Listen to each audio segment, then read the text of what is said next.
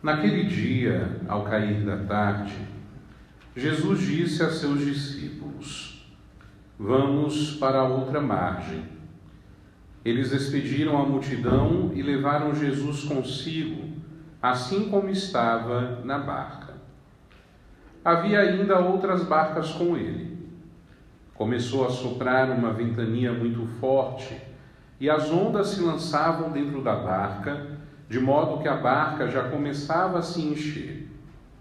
Jesus estava na parte de trás, dormindo sobre um travesseiro. Os discípulos o acordaram e disseram: Mestre, estamos perecendo e tu não te importas?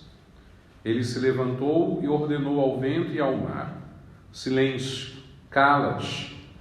O vento cessou e houve uma grande calmaria. Então Jesus perguntou aos discípulos: Por que sois tão medrosos? Ainda não tendes fé? Eles sentiram um grande medo e diziam uns aos outros: Quem é este, a quem até o vento e o mar obedecem? Palavra da salvação. Glória a vós, Senhor. Dai graças ao Senhor, porque Ele é bom, porque eterna é a sua misericórdia. Dai graças ao Senhor, porque Ele é bom, porque eterna é a sua misericórdia.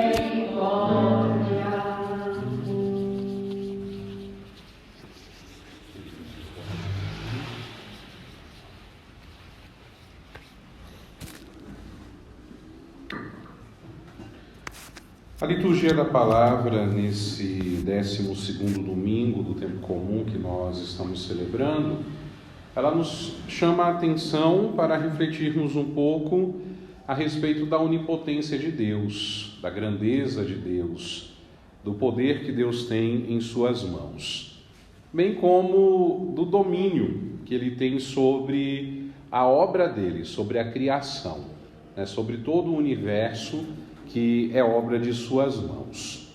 Sobretudo, a primeira leitura que nós ouvimos, que é uma resposta do próprio Deus a seu servo Jó, e o Evangelho, no episódio em que Jesus acalma a tempestade e as águas, nós podemos refletir este tema da grandeza, da onipotência, do poder de Deus. A primeira leitura, portanto, ela é resposta de Deus a Jó, como eu acabei de falar, uma vez que a gente conhece a história de Jó. Jó é aquele exemplo de fidelidade, é aquele exemplo de confiança, é um exemplo de quem é fiel ao Senhor em toda e qualquer circunstância que aconteça em sua vida. Segundo o livro da Sagrada Escritura que leva o nome de Jó, o diabo falou para o Senhor Deus, que com certeza, se acontecesse algumas tragédias na vida de Jó, ele iria voltar-se contra ele, contra o Senhor. Mas Deus, conhecendo o servo que tinha, permite que o diabo invista diversas tentações e situações contra Jó, para provar o contrário, de que mesmo que acontecessem tragédias, Jó jamais voltaria-se contra Deus, jamais faltaria com a fidelidade para com Deus. E assim aconteceu. Quando a gente vai lendo as páginas do livro de Jó, a gente vai vendo tanta tragédia, tanta perda, tanto sofrimento que aquele homem passou, mas em nenhum momento ele volta-se contra Deus, em nenhum momento ele deixa de confiar em Deus, de colocar a sua fidelidade em Deus. Mas claro, Jó não é um extraterrestre, Jó é um ser humano. E mesmo não voltando-se contra o Senhor, mesmo não deixando de confiar em Deus, é óbvio que em algum momento Jó começa a lamentar. Jó começa a trazer à tona interrogações que são muito dolorosas a respeito de todas aquelas tragédias, de todas aquelas situações pelas quais ele está passando. E quando Jó começa a murmurar, eis que Deus responde a Jó. E é exatamente os 3 versículos que nós escutamos na primeira leitura. É a resposta de Deus para Jó. Resposta esta na qual Deus se mostra como Criador. Deus se mostra como o Senhor de todos os elementos. É Ele Deus, o dono do mar. Foi Ele Deus que conteve o mar, que limitou o mar nos limites estabelecidos na criação. Deus coloca isso para Jó e ainda diz assim: olha, é até aqui que chega a tua murmuração, daqui não passa, aqui se quebra a soberba das tuas ondas. Ou seja, Deus mostra para Jó quem de fato ele é Deus. E mostra isso apresentando, lembrando Jó, na verdade, do poder que Deus tem em suas mãos, da grandeza infinita que pertence só a Deus. O que Deus quer que Jó entenda, e que também nós entendamos, é que ser humano algum pode ousar discutir com Deus, ou querer pedir a Deus algum tipo de explicação ou de razão para os atos que são relacionados à sua santíssima vontade. Jó, que é um homem justo, que é um homem fiel, compreende isso. Inclusive se retrata e ele se entrega, mais uma vez, aos mistérios de Deus, ele se entrega aos juízos de Deus. Tanto uma coisa como outra são insondáveis. E mesmo que ele não entenda por que aquele monte de tragédia está acontecendo na vida dele, ele sabe que de alguma forma, por detrás de tudo aquilo, Deus tem alguma espécie de propósito. Essa obediência, humildade, resignação, submissão de Jó, elas devem nos inspirar. Jó sempre será um exemplo luminoso para todos aqueles que creem em Deus. Jó sempre será um exemplo luminoso para nós cristãos. Nós também devemos confiar em Deus, nós também devemos nos abandonar de modo filial ao Pai do céu, aquele Pai que nos foi revelado pelo Senhor Jesus Cristo, na certeza de que, no tempo bom ou no tempo ruim, Deus segue cuidando de nós, Deus segue presente em nossa vida. Esse tema ele é retomado e aprofundado no Evangelho do dia, iluminado pela presença de Cristo, que dentre todos os homens é aquele que é o único possuidor da onipotência, do poder, da grandeza de Deus. Porque embora tenha assumido a nossa natureza humana, Jesus é Deus com Deus. E o episódio que nós ouvimos, que não é estranho, é conhecido a nós. Ele relatava para nós que depois de um dia intenso de pregação, de trabalho, de ensinamento, de curas e outras realidades ligadas ao ministério de Jesus, ele e os discípulos decidem atravessar de uma margem do lago de Genezaré para outra margem. E esse lago é um mar praticamente. É muito grande e é longe, inclusive. Já é de noite, os discípulos sobem na barca. O texto diz que outras barcas acompanham a barca de Jesus e dos discípulos. E Jesus, que está cansado, porque ele assumiu a natureza humana, lembremos-nos, ele é igual a nós em tudo, com exceção do pecado. Se ele trabalhou o dia inteiro, é óbvio que Jesus está cansado. E ele simplesmente pega no sono, dorme. Jesus dorme de tão cansado que está. De repente, desaba uma tempestade. De repente, as águas do lago que estavam calminhas se agitam por conta da tempestade, de modo que o barco quase enche, ou até mesmo quase chega a virar. Jesus está dormindo e os discípulos estão desesperados. Acham que vão morrer no meio daquela tempestade. E Jesus dorme tranquilamente, serenamente. Inclusive olham para Jesus, mas como é que ele pode dormir nessa situação toda que a gente está passando? E com muito medo daquilo tudo que está acontecendo, os discípulos despertam Jesus. E Jesus, logo que acorda, dá uma simples ordem. e acalma toda aquela situação. A tempestade deixa de existir, as águas voltam ao seu curso normal. Simplesmente dizendo: calma, cala-te. O vento cessa e se faz uma grande calmaria, uma grande bonança. Ora, os discípulos foram salvos da tempestade, portanto esse medo passou.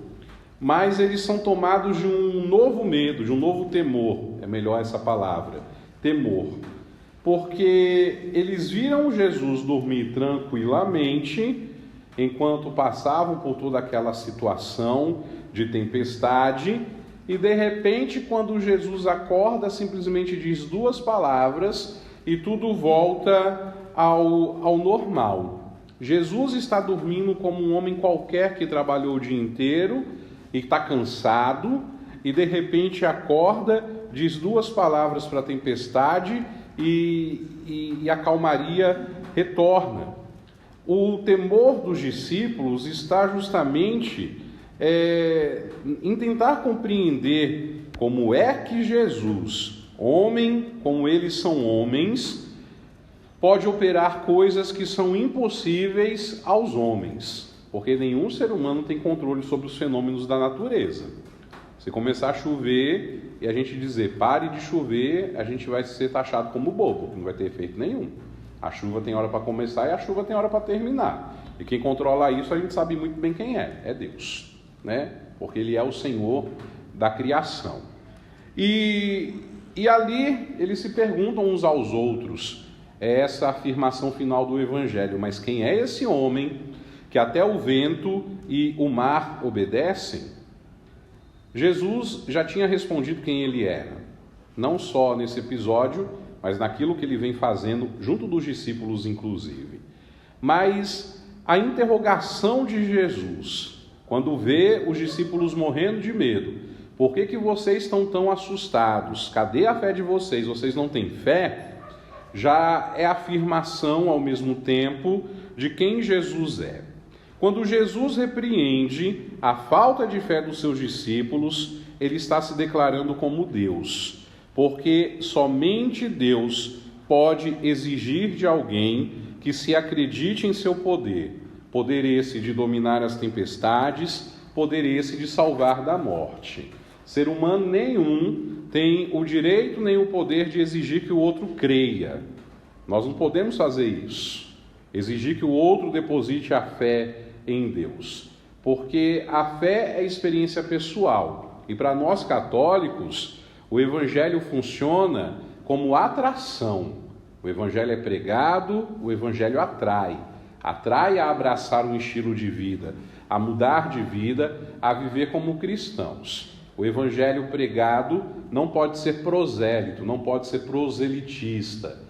Aquele que é pregado à torta e à direita, de qualquer forma, usando inclusive do uso da força e do medo. Aquele tipo de pregação que com certeza cada um de nós já ouviu em algum momento na vida.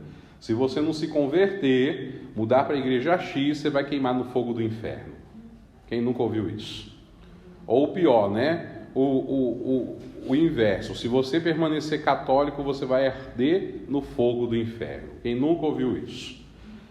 E mal sabem eles, né, que isso não tem nada a ver.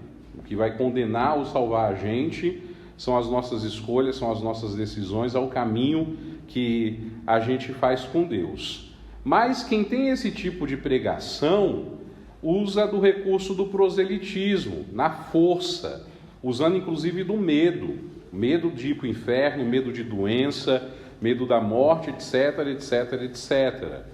E aí os espertões usam do Evangelho como um porto seguro e também ilustram a pregação proselitista com aquele monte de milagres extraordinários que basta a gente dar uma passeadinha pela televisão que a gente vai ver. E aí, minha gente, quem está desesperado, quem está procurando graça de Deus, quem está procurando um milagre, vê aquele tipo de coisa, e justamente porque tem a fé fraca, como aquela fé dos discípulos que estavam lá no barco, vão fazer o quê? Vão atrás também, porque se fulano apareceu na TV, e está dizendo que conseguiu, eu também vou conseguir. E olha o risco da pregação proselitista do Evangelho. Infelizmente, os líderes que estão responsáveis, não todos, mas uma boa parte, não quer saber da salvação de ninguém. Quer saber, é de lucro, é de encher o bolso. E aí vai dizer, para o teu milagre chegar, tu tem que ser generoso. Para o teu milagre chegar, você tem que ofertar tanto. Para o teu milagre chegar, você tem que vender tua casa, teu carro. E no fim a pessoa se vê pobre, sozinha, abandonada por esse tipo de igreja e não recebeu milagre nenhum. Porque não é assim que a coisa funciona. Não é na força, é na atração. O Evangelho encanta, o Evangelho atrai, o Evangelho convida. E quem está esperando grandes milagres, espere sentado para não cansar, porque Deus não age mais assim. Deus não precisa mais agir dessa forma, como se fosse um grande espetáculo, grandes milagres. Os milagres acontecem todos os dias, a gente que não percebe, mas não é mais como era no Antigo Testamento, como era no início da vida dos cristãos, porque simplesmente não se tem mais necessidade disso. O Evangelho tem a força de atração por si só. O testemunho que nós damos do Evangelho também é muito importante nesse sentido.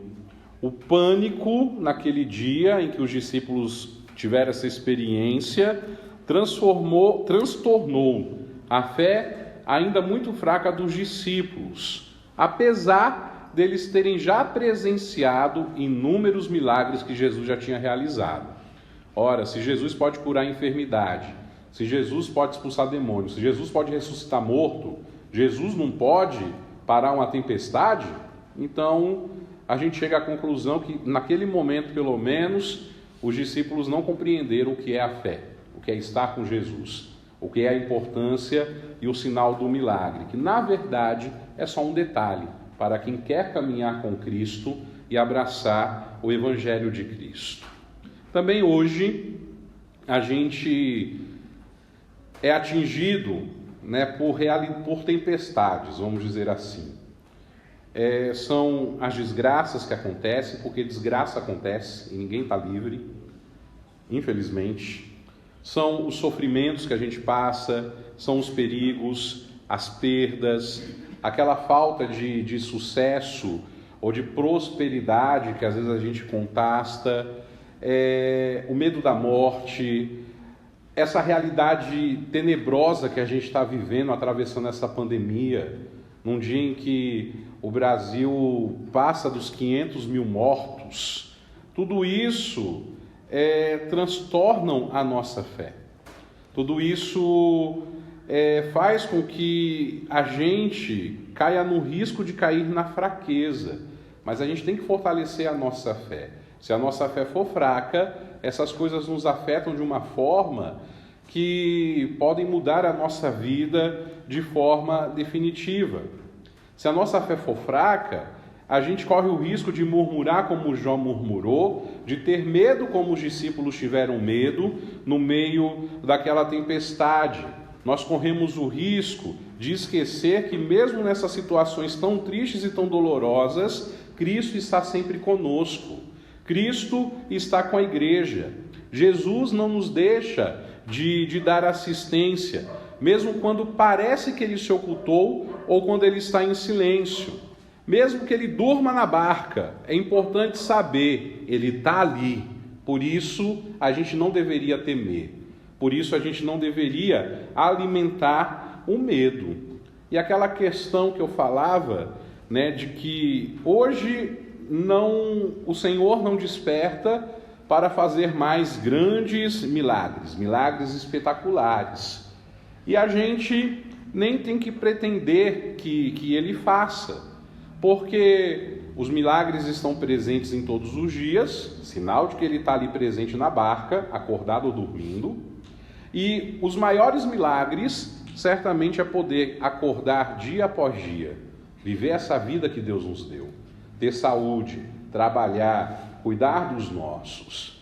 Grande milagre é a gente poder falar de Jesus uns para os outros, é poder testemunhar a nossa fé, é poder ter liberdade de vir à casa dele, que é nossa casa também, para orarmos e celebrarmos juntos. Grande milagre é saber que nós nos reunimos não para celebrar um símbolo, mas algo que é real. Jesus se dá no pão e no vinho. É corpo e sangue consagrados que nós comungamos, alimento, força, para que a gente possa lidar com todos os sofrimentos, com todas as realidades que despertam alguma espécie de medo ou temor em nós. Grande milagre é saber que em tempos tão sombrios que nós vivemos, a igreja continua de pé, porque é Cristo que conduz a igreja, é Cristo que está conduzindo cada um de nós, homens e mulheres, à salvação, através inclusive das tempestades e das adversidades pelas quais todos nós já passamos, podemos passar ou estamos passando. A fé madura é aquela que nos ensina que, apesar de estar doendo, apesar de eu estar sofrendo, apesar de eu ter um pouco de medo e receio, eu sei que Deus está cuidando de tudo. Tudo. Eu posso não entender com os meus olhos humanos, com os meus sentidos humanos, mas algo no fundo do meu coração me diz que o Senhor não me abandonou. Ele está lá no cantinho, dormindo ainda na minha barca, mas uma hora ele vai se levantar e eu vou ter sentido de absolutamente tudo que aconteceu, que está acontecendo ou que acontecerá na minha vida. São Paulo nos diz na segunda leitura da missa que quem crer firmemente não se perderá, mas será uma nova criatura, não mais transtornada pelas tribulações, porque ancorado à fé em quem morreu e ressuscitou por nós. São Paulo termina dizendo que a partir da ressurreição de Jesus, tudo agora é novo, tudo se faz novo. A gente está num processo pandêmico ainda, que causa muito medo, que causa muita tristeza. No caminho para o cemitério, eu vi algumas situações que eu fiquei pensando no carro, quando eu ia. Eu falei, como é que pode, gente? Esse povo está aí, bebendo, se divertindo, jogando bola, fazendo barulho, festa com tanta gente morrendo. Sabe? É cruel. É cruel. Porque parece que não está acontecendo nada. E aí a gente vê a realidade de uma mãe que está enterrando sua filha, que não pôde se despedir, alguém que era cristã, que não teve direito a um funeral digno, católico. A gente sabe, a gente vê, e talvez muita gente que está aqui experienciou, sabe quem experienciou essa realidade da pandemia de Covid, porque quando alguém morre, os ritos são muito importantes para a gente continuar a viver, para a gente continuar a aceitar, para a gente aceitar lidar com aquela situação. E não tem isso é privado, sabe? Enquanto mais de 500 mil famílias estão chorando, estão tristes, estão lidando com a dor, com o luto, com a morte, com a perda, com a ausência, tem um monte de gente que não está nem aí. E aí a gente pergunta, para onde que esse mundo está indo? Né? Qual é a esperança desse mundo em que as pessoas não conseguem mais ser solidárias à dor das outras? Não tem motivo para comemorar nenhum esse final de semana. Nenhum. Mesmo com o avanço da vacina, a gente não tem motivo para comemorar. A gente vai comemorar no dia que a gente ouvir dizer que não morreu ninguém vítima da Covid-19. Aí a gente vai comemorar, vai celebrar, vai festejar com tudo aquilo que a gente tem direito, mas a gente está passando por uma realidade juntos. É os 3 dias. Quando Jesus morreu, 3 dias ele permaneceu morto. E no domingo, no 3º dia, ele ressuscitou em glória e toda a dor foi desfeita. A gente não chegou lá nesse ponto ainda. A gente ainda está passando pelo Calvário, a gente ainda está passando pela morte, a gente ainda está passando pela cruz. Mas justamente porque a gente ainda está nesse processo, é que a gente não pode perder a esperança. Porque a gente sabe o que acontece no 3º dia. No 3º dia, tudo se faz novo. No 3º dia, tudo tem sentido. E a gente vai voltar a viver normalmente, a celebrar, a cantar, a dançar, a comemorar, mas um tempo certo. Por isso a gente tem que ser prudente, temente a Deus, valorizar o dom que Ele nos dá, que é o dom da vida, que é esse grande milagre, sem perder de vista, que o Senhor espera que a gente lute contra isso e contra qualquer outra adversidade que se abater contra a humanidade, não na individualidade, mas como uma família humana que de fato nós somos. E nisso a igreja também está presente com a sua missão. Por isso, oremos e peçamos ao Senhor a graça, de nós vermos nas tempestades e adversidades da nossa vida a presença dEle, que Ele nos ajude nesse discernimento, que Ele nos ajude nas situações difíceis que a gente se encontrar ou um dia vai se encontrar, e que a gente aprenda como Jó aprendeu, como os discípulos aprenderam, mesmo que seja sendo repreendidos por Deus ou pelo Cristo, a confiar nele, a ter fé nele, a saber que Ele está atento a absolutamente tudo que acontece na nossa vida, no nosso caminho, na nossa história. Louvado seja nosso Senhor Jesus Cristo.